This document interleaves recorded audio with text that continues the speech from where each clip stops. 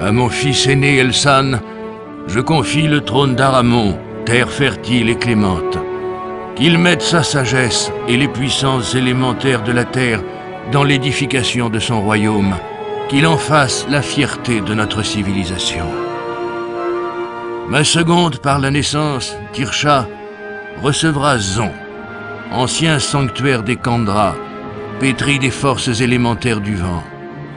Tirsha, voici le refuge sauvage dans lequel ton goût immodéré pour la chasse sera satisfait. Loken, mon cadet à l'esprit si tourmenté, je te fais roi de Taos, la patrie des puissances élémentaires du feu. Couronne d'épines que la tienne dans une terre qui te sera fatale si tu ne devais parvenir à la pacifier au plus vite. Quant à toi, Kirena, ma petite princesse des flots, je t'offre Veruna, archipel tendrement bercé par les flux et reflux des océans. Que les pouvoirs élémentaires de l'eau guident tes odyssées audacieuses.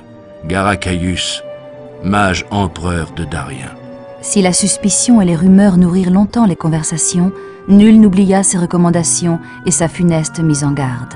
Des 5 présents sacrés, Garacaius en confia 4, un à chacun de ses enfants, qui jouirent ainsi des pouvoirs occultes et de l'immortalité procurée par ces reliques, vestiges des temps immémoriaux.